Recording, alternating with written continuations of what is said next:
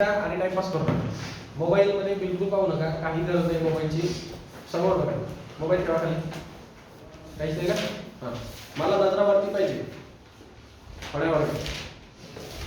आता तुमच्याकडे सर्वांकडे खडू होते, खडू फेकून आला, मी पेन तरी फेकून मारू शकत नाही, आहे की नाही? पुढे पहा, डिफरन्शियल इक्वेशन.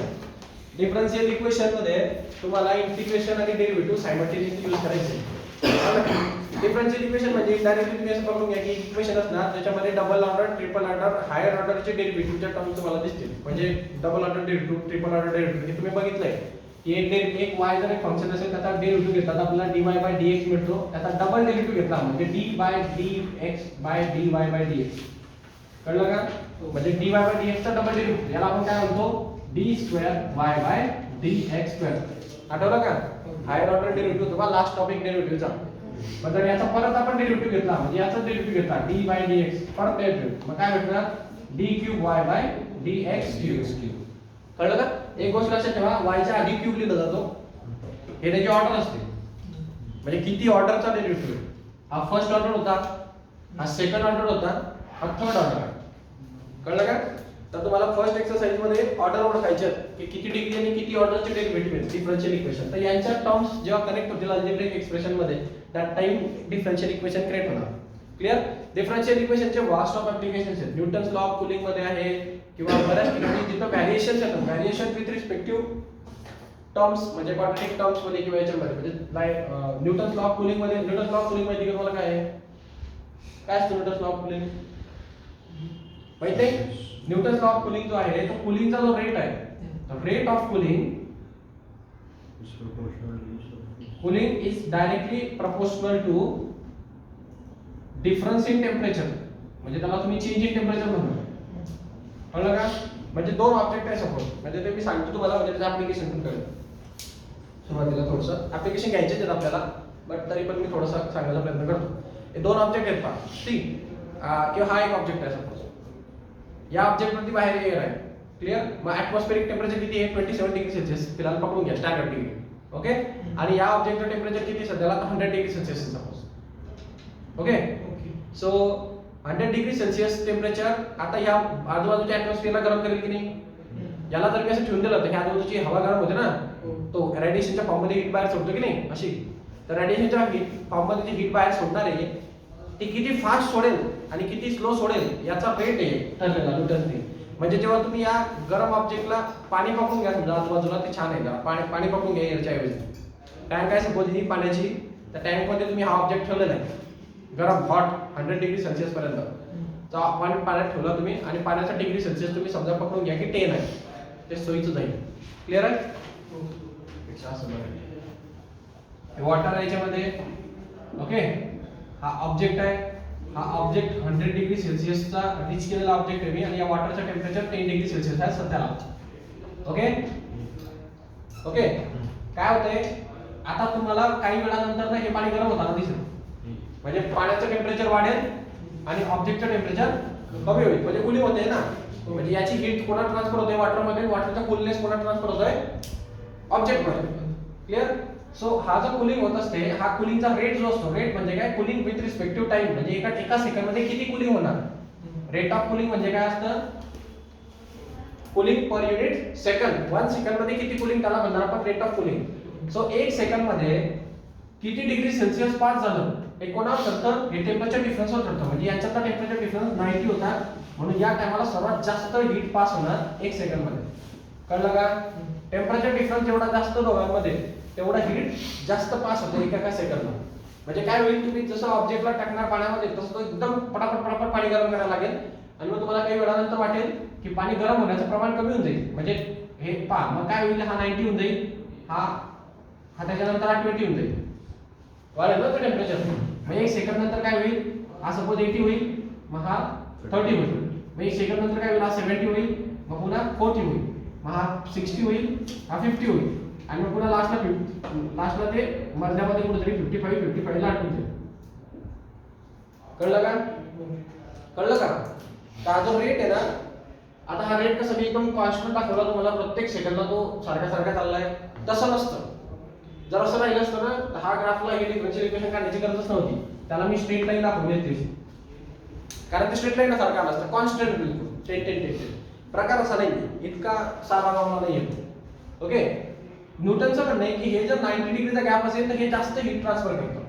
जर गॅप थोडा कमी झाला जसं की 90 आणि 20 च्या मध्ये कितीचा गॅप आहे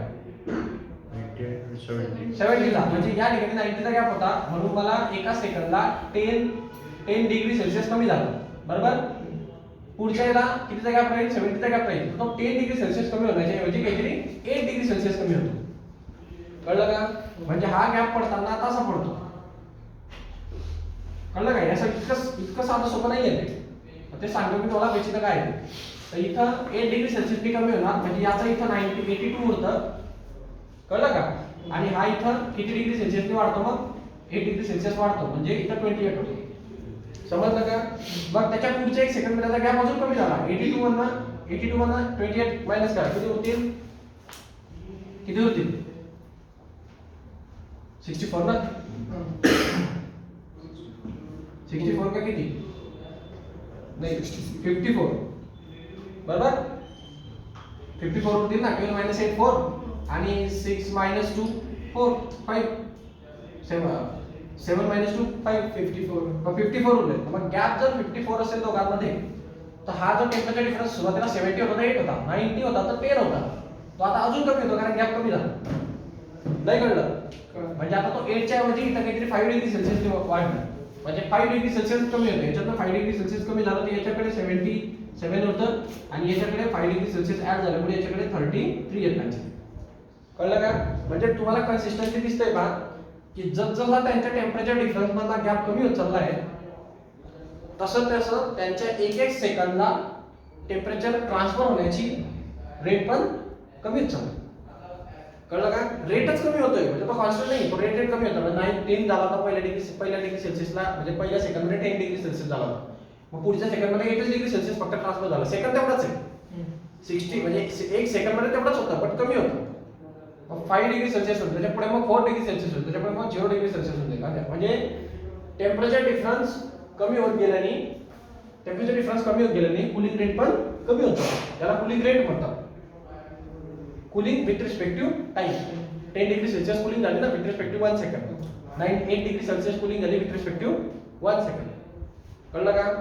हा न्यूटन्स कूलिंग लॉ. आता याच्यामध्ये प्रॉब्लेम झाला ना, हा ग्राफ असा थोडी येणार लिनियर, असं आहे का? हा ते रेट कमी होत चाललाय दिवसेंदिवस. मग तुम्ही जर याला असं पकडलं की हा आपण इथं टाइम पकडू आणि हा इथं रेट पकडू, कूलिंगचा रेट.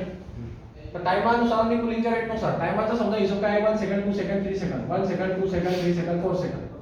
तर कूलिंगचं बघा तुम्ही, कूलिंगचं काय होतं समजा इथं 1 2 3 4 5 6 7 8 आणि 9 10. समजा इथं 10 आहे, ही व्हॅल्यू सपोज इथं 8 आहे, ही व्हॅल्यू इथं 5 आहे आणि 9 आहे, म्हणजे कमी होते.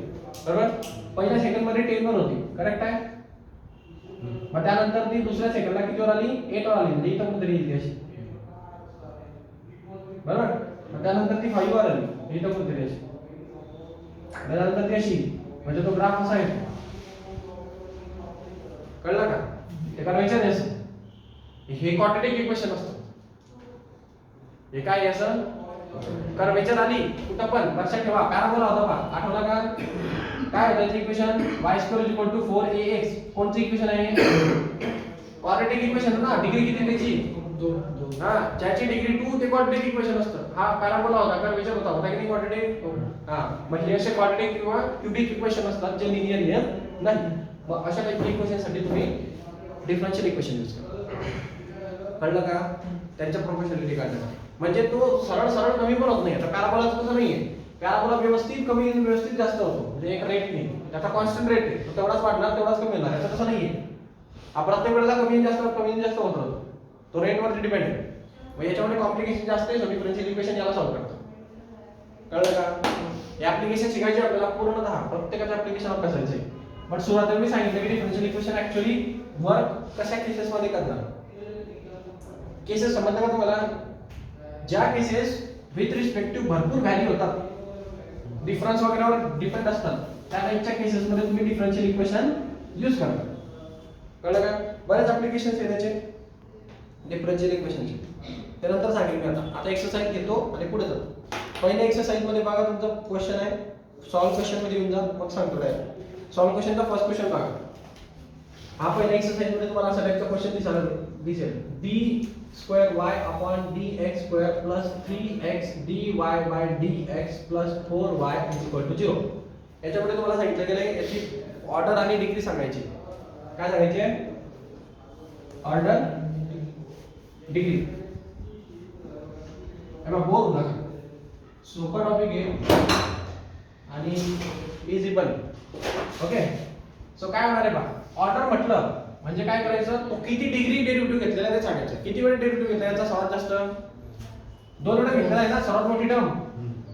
किती वेळेस डेरिव्हेटिव्ह घेतलाय? 2 वेळेस डेरिव्हेटिव्ह घेतलाय. तर ऑर्डर त्याची किती असणार? 2 असणार. हे गाणी घेतली, मोठी वाली पकडायची. काय शोधणार पहिले? ऑर्डर. सर्वात आधी ऑर्डर शोधायची आणि मग डिग्री शोधायची. पहिले ऑर्डर शोधायची आणि मगच डिग्री शोधायची. कोणी हुशाराने आधी डिग्री शोधली तर त्याचा आन्सर रॉंग होईल. कळलं का? ज्याची ऑर्डर जास्त आहे त्याच टर्मची डिग्री पण सांगायची असते. कळलं का? काय म्हटलं मी? ज्या टर्मची ऑर्डर जास्त आहे त्याच टर्मची डिग्री सांगायची, दुसऱ्या कोणाची सांगायची नाही. म्हणजे ही टर्मची ऑर्डर जास्त होती, त्या टर्मची डिग्री म्हणजे याचा रेश टू काय असेल? इथं 1 असेल ना. ही ऑर्डर झाली, त्याचा रेश टू कोण आहे? 1. म्हणजे याची ऑर्डर डिग्री असेल 1. कळलं का? असं त्याचं मीनिंग असतं. ओके, हा. आता समजा मी या क्वेश्चनला थोडंसं फिरवायचं म्हटलं तर मी इथं असं देईल आणि या dy by dx raise to 3 देईल असं. कळलं का? मग तुम्ही हुशारी करायची नाही की ऑर्डर किती आहे 2 मग डिग्री किती 3 असं मारायचं नाही तिथं. का? काय सांगितलं तुम्ही? ज्याची ऑर्डर घेणार त्याचीच डिग्री कॅल्क्युलेट करायची. कोणाची ऑर्डर घेतली तुम्ही? सर्वात हायेस्ट ऑर्डर घ्यायला आहे ना, मग डिग्री पण याचीच लिहायची, बाजूची लिहायची नाही. आणि राहिला प्रश्न व्हेरिएबल्सच्या डिग्रीची किंमत काहीच नाहीये. ax³ काय x⁻10 जरी असलं तरी काही घेणे नाही आपल्याला. ओके, समोरच्या फक्त डेरिव्हेटिव्हच्या टर्मची ऑर्डर शोधायची, त्याचीच डिग्री लिहायची तिथं, तर ते बरोबर आहे. क्लियर आहे? मग हा क्वेश्चन मी खूप जास्त डिटेल मध्ये जायची गरज नाही. सेकंड क्वेश्चनचा प्रकार पण तसाच आहे. सेकंड क्वेश्चन बघा, d³ by dx³ चा होल ब्रॅकेट स्क्वेअर. तुम्हाला वाटत नाही का पहिल्या टर्म मध्ये तसं आहे म्हणून? d³ by dx³ plus xy dy by dx minus 2x plus 3y plus 7 is equal to 0. मग काय असेल ऑर्डर? ऑर्डर काय असेल? ऑर्डर काय असेल? 3 वेळेस डेरिव्हेटिव्ह घेतलाय ना, सर्वात मोठा. ऑर्डर किती? आणि डिग्री 1, कारण याचा रेश टू असा कोणीच नाही येतो. कळलं का? तुम्ही 2 आहे का? मग 2 घ्या. मग डिग्री किती झाली? 2. कळलं का? हो सर. एवढा इझी. सॉरी, ये काय पडता एक मारला. ते कसं आहे, आपण लाईटली घेऊन टाकतो, पण पेपर मध्ये बरोबर असा प्रश्न पडतो ना की जो आपलं बेसिक नॉलेज चेक करतो. ते 1 मार्कचा प्रश्न ऑप्शन पण नाही. हा ना, सोडवायचे. आता इथं काय होतं, कधी कधी ना dy by dx च्या टर्मला ते दुसरी केस सांगितली मी, म्हणजे ऑर्डरची डिग्री छोटी असते आणि दुसऱ्या टर्मची डिग्री मोठी असते. मग मुलांना हे कळत नाही की जिची ऑर्डर शोधायची तिची डिग्री काढायची, तर त्याची डिग्री लिहितात आणि याची ऑर्डर लिहितो. गेला प्रश्न म्हणून सांगितलं. ओके, आता पुढचा क्वेश्चन पहा. सेकंड क्वेश्चन, थर्ड क्वेश्चन जमून जाईल, फोर्थ पण जमून जाईल, फिफ्थ पण जमून जाईल. काय घेऊ? 6 घ्यायचा. 6 मध्ये पहा थोडंसं एक्सप्लेनेशन द्यायचं तुम्हाला. 1 + 1 upon dy by dx whole bracket square. Okay, याला असं काही आलं ना तर याला सिम्प्लिफाय करून घ्यायचं थोडं. आता तुम्हाला माहिती आहे की याचा क्रॉस मल्टिप्लाय करावा लागेल, बरोबर ना? इथं 1 प्लस आहे, याला डिनॉमिनेटर नाही म्हणजे याला 1 असणार. याने याला मल्टिप्लाय करायचे आणि याला मल्टिप्लाय करायचे, डिनॉमिनेटर कॉमन राहील. सो काय होईल? dy by dx चा स्क्वेअर into 1 म्हणजे काय? dy by dx चा whole bracket square 1 into 1 1 divided by dy by dx whole bracket square into 1 dy by dx whole bracket square. हे doubt घ्यायचा. Okay आता नीट लक्षात घ्या याला कसं सॉल्व्ह करणार तुम्ही सपोज याला जर आपण पुढे एक्सपान्शन करण्याचा प्रयत्न केला तर एक्सप्रेस झालं तर त्याच्यापेक्षा एक बेटर ऑप्शन होता स्क्वेअर रूट निघू शकतो तुम्ही नका है ना कॉम्प्लिकेट झालं फुकटमध्ये आम्हाला हे स्टेप नका करू कॉम्प्लिकेट होईल याच्यापेक्षा एक काम करा ज्याचा प्रॉब्लेम आहे ना तोच सॉल्व्ह करून टाका प्रॉब्लेम कोणाचा आहे स्क्वेअरचा आहे ना so taking square on both side करून टाकायला okay taking square on both side करून टाका म्हणजे आपल्याला भेटेल 1 + 1 dy by dx whole bracket square चा स्क्वेअर केल्यानंतर याचा जर मी taking square on both side केलं तर हा स्क्वेअर आणि स्क्वेअर रूट निघेल इथं भेटणार 1 + 1 dy by dx whole bracket square असं काहीतरी मिळेल की नाही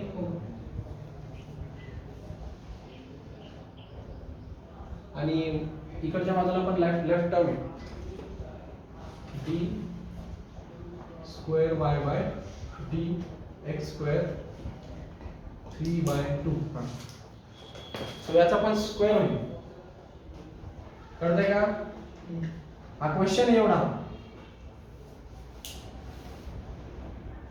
ओके लेफ्ट साइड आणि राइट साइड दिलेली तुम्हाला अशी लेफ्ट साइड राइट साइड दिलेली डिग्री काढायला सांगितली डिफरन्शियल इक्वेशन आहे मग याच्यात काय करा हा स्क्वेअर जर काढायचा असेल इकडचा स्क्वेअर रूट तर याला काय करा taking square on both side करून टाका म्हणजे काय होईल हे स्क्वेअर आणि स्क्वेअर रूट कॅन्सल होईल इथं फक्त मधली टर्म राहील क्लिअर आहे हे 3/2 रेश टू म्हणजे काय असते याचा अर्थ म्हणजे d square y by dx square चा रेश टू 3 * 1/2 असं आहे ना ते हे 1/2 चं मीनिंग काय असतं स्क्वेअर रूट बरोबर ना म्हणजे ते square root raise to cube आहे कळलं काय हे 3 * 1/2 1/2 म्हणजे स्क्वेअर रूट असतं मग मी जर याचा स्क्वेअर करणार मी पहिले दिला ना मी स्क्वेअर हे स्क्वेअर आणि स्क्वेअर रूट कॅन्सल होईल की नाही मग काय होईल फक्त d square y by dx square चा क्यूब कळलं का कळलं काय परत सांगू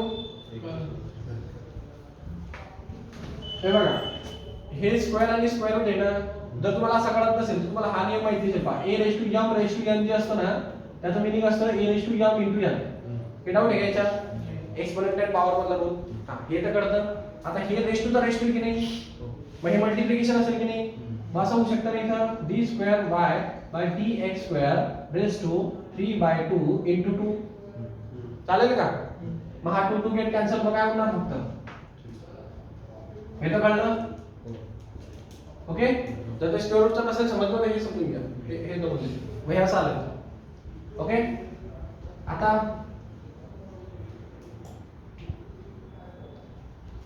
d स्क्वेअर y वगैरेची टर्म आहे याला थोडं सिम्प्लिफाय करून घ्यायला लागेल पण याला काही खूप जास्त करण्याची पण गरज नाही काय होऊन काय होणार हे सर्वात मोठी टर्म येणार डबल डिग्रीची है ना त्याची क्यूब आहे त्याची डिग्री सो थोडं क्रॉस मल्टिप्लाय केलं तरी चालेल याला क्रॉस मल्टिप्लाय करून घ्या dy by dx square plus 1 dy by dx whole bracket square आहे का कसा आहे तो होल ब्रॅकेट स्क्वेअर आहे ना इज इक्वल टू हा d square y dx square चा क्यूब येणार कळलं काय मग ही खालची टर्म आपण इकडे मल्टिप्लाय करू शकतो का डिफरन्शियल इक्वेशन वाटलं पाहिजे ना लिनियर इक्वेशन मध्ये मग त्याला थोडंसं घ्या हे dy by dx whole bracket square plus 1 is equal to ही टर्म इकडे मल्टिप्लाय करा ठीक आहे so d square y by dx square तशी गरज नव्हती हे सॉल्व्ह करायची पण तरी पण ठीक आहे इथूनच आन्सर निघत होतो तुमचं इथूनच कारण साधी गोष्ट आहे ना याची ऑर्डर सर्वात जास्त आहे सेकंड डिग्री म्हणजे डिग्री पण कोणाची घ्यावी लागेल त्याचीच घ्यावी लागेल ना याचे ऑर्डरच कमी आहे त्यामुळे याचा रोलच नाहीये मग कॉम्पिटिटिव्ह धर्म इथूनच सॉल्व्ह करायचं कळलं का याची ऑर्डर किती 2 आणि डिग्री किती 3 इथंच विषय संपतो मग ते आता थोडंसं बोर्डला असं सॉल्व्ह करायचं परत म्हणजे याला सिम्प्लिफाय करा मग सांगायचं की आता याची सर्वात मोठी डिग्री कोणाची सर्वात मोठी ऑर्डर कोणाची आहे या सेकंड वाल्याची ऑर्डर सर्वात जास्त आहे 2 आणि त्याची डिग्री मोजायची ट्रिक कळलं का नाही कळलं असा क्वेश्चन असतो 6 नंबरचा बोला तुम्ही घेऊ 6 हा 6 घेऊ का 7 नक्की ना बघायला 8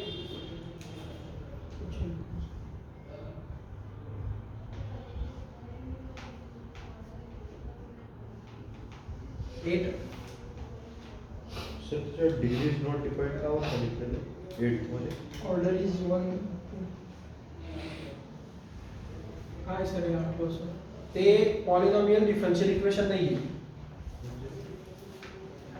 म्हणजे पॉलिनॉमियलच्या टर्म मध्ये नाही, एक्सपोनेन्शियल आल्यामुळे एक्सपोनेन्शियलच्या टर्म्स मध्ये ना तिथं e raised to dy by dx plus dy by dx is equal to x.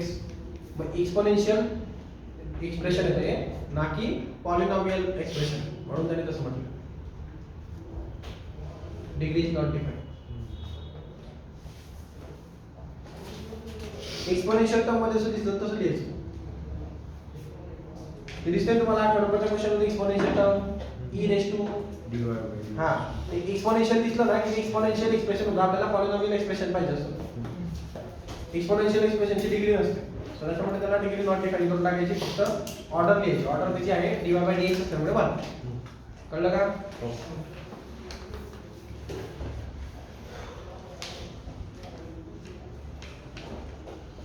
Sir नववा काय प्रकार आहे मॅट्रिक्स आहे. नव्वद मॅट्रिक्स सॉल्व्ह करायचा. 9 नंबरचा क्वेश्चन आहे पहा. x cube y cube 3 2x square 3y dy by dx. इथला क्वेश्चन चेक करा बरं. रॉंग झाला की प्रॉब्लेम होतो. 5x 2 in bracket y d square y upon dx square plus dy by dx चा whole bracket square bracket close. हे 3 हे 0 आणि हे 0 आणि हा mod आणि हे इज इक्वल टू 0. ओके, अब क्या करेंगे इसको? डिटरमिनेंट सॉल्व केलं तर तुम्ही अशा आयुष्यात स्ट्रॉ हो. हां मग काय करायचं, ही पहिली टर्म जशी तशी घ्यायची ते खालचं वरचं सोडून बरोबर. मग हे कॉलम आणि हे रो सोडून द्यायचा, हा रो सोडायचा, हा कॉलम सोडायचा, मग उरले हे 4. मग 0 इंटू हे करा 0च होईल दोन्ही zero. बरोबर ना. 0 इंटू हे करा 0च होईल. मग इश्यू घ्यायचा, याचं दाब छान झालं. मग आता वाय हे s क्यूबचं झालं काम आपलं. सर सगळं झिरो लिहिलं. सगळं 0 आहे. नाही आता मग y क्यूब घेताना साइन चेंज करा. काय सांगितलं मी? साइन चेंज साइन चेंज करा म्हणजे काय, मायनस y क्यूब. कळलं? मग ब्रॅकेट मध्ये आता याचा कॉलम आणि याचा रो सोडा. 0 इंटू हे 0च राहील, 0 इंटू हे 0च राहील, म्हणजे या ठिकाणी 0 मायनस 0च राहील. बरोबर. पण थर्ड केस मध्ये तसं होणार नाही ना. मग या केस मध्ये आता हे झालं याचं काम. हा 3 घ्या, तो प्लसच घ्यावा लागेल, प्लस आहे म्हणून त्याचं साइन चेंज करायची गरज नाही. मग हा कॉलम आणि हा रो सोडा, मग हे इंटू हे होईल आणि हे इंटू हे होईल. मग ते करावं लागेल इथे तुम्हाला. काय येते 2 in bracket y d square y upon dx square plus dy by dx whole bracket square bracket close into 2x square. ठीक आहे, मायनस हे स्वतःचं मायनस कळतंय का? हे इंटू हे मल्टिप्लाय केलं मी, मग आता हे इंटू हे करावं लागेल ना. मायनस घेऊन ब्रॅकेट घ्या त्याला 5x into 3y dy by dx bracket close, पूर्ण ब्रॅकेट क्लोज. कळलं का हा प्रकार? फक्त मी काही नाही केले, मी पहिली टर्म घेतली, रो कॉलम सोडली आणि याला मल्टिप्लाय केलं 0 0 झालं. दुसरी टर्म घेतली, साइन चेंज केलं, इथे टाकलं, मल्टिप्लाय केलं 0 0 झालं. थर्ड टर्मला हे 3 इथे घेतला, या टर्मनी या टर्मला मल्टिप्लाय केलं, या टर्मनी या टर्मला मल्टिप्लाय केलं, ते झालं. कळलं का? कॅल्क्युलेशन करून घ्या, हे डेफिनेटली 0 होईल सगळं. सो इथंच फक्त काही 0 होणार, +3 म्हणजे फक्त 3. याच्यामध्ये हा मल्टिप्लाय करून घ्या, हा 3 पण मध्ये टाका आणि हा 2x स्क्वेअर पण मध्ये घुसून टाका. कळलं का? सो ऍक्च्युअली हे 2 इंटू 3 आणि हा बाहेरचा 2 बाहेर आहे ना. मग 2 इंटू 2 इंटू 4 4 3 जा 12 x स्क्वेअर मध्ये टाकायचं आहे. कळलं का? 12x स्क्वेअर मध्ये टाकायचं ना. हा 3 हा 2 आणि हे 2x स्क्वेअर बाहेर आहे ना त्या ब्रॅकेटच्या. मग ते मध्ये घुसलं तर या प्लस ने सेपरेट होईल ना. नाही कळलं का? एक स्टेप वाढवू. हा मग ते 12x स्क्वेअर मध्ये जाईल या ब्रॅकेटच्या मध्ये. म्हणजे इथं काय होईल, y ला मल्टिप्लाय केलं म्हणजे काय 12xy d square y by dx square. आणि इथं पण 12 येईल, 12x स्क्वेअर येणार आणि हा येणार dy by dx whole bracket square करताय Yes. मायनस आता हे मल्टिप्लाय होणार आहे 5 into 3 15 xy 15 xy dy by dx कोणी आहे का लाईक टर्म सॉल्व करण्यासारख्या कोणीच नाही याची डिग्री 2 आहे याच्यासारखे हे लाईक टर्म सॉल्व होणार नाही याच्यानंतर पण लाईक टर्म सॉल्व होणार नाही याची ऑर्डर 2 आहे मग सर्वात मोठी ऑर्डर कोणाची सर त्यांनी 3 घेतलंच नाहीये 3 घेतलाच नाही त्यांनी काय केले काय माहिती सर एवढी कळलंच नाही. 15 xy dy by dx dy dx square and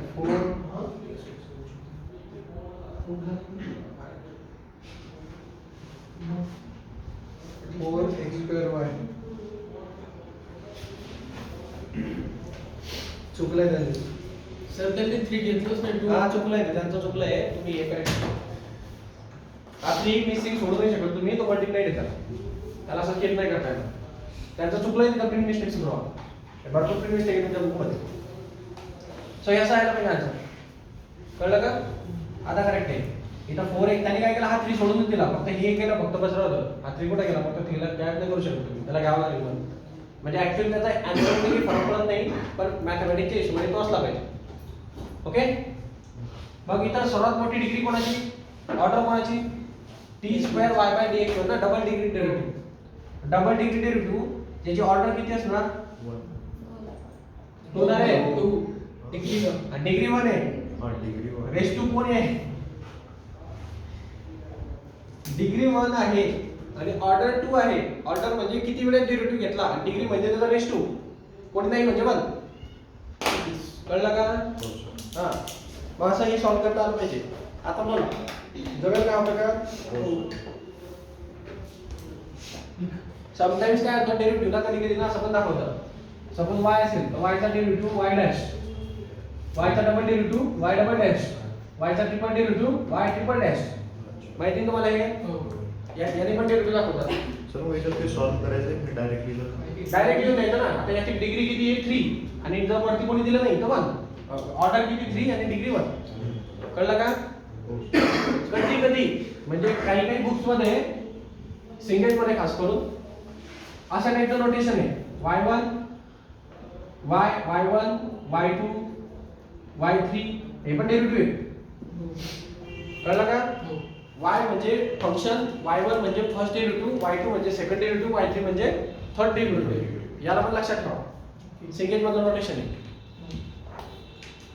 मग आता मला सांगा एक्सरसाइज 6.1 मध्ये तुम्हाला असं वाटतं का कोणता कठीण जाईल ते घेऊन टाकतो मी नाही सर नाही सर इझी प्रकार आहे हा जेवढं जमलंच पाहिजे पुढच्या वेळेस विचारणार आहे मी तुम्हाला ठीक आहे मात्र हा थांबवा कोणी एक एक्सरसाइज सफिशियंट आहे ठीक आहे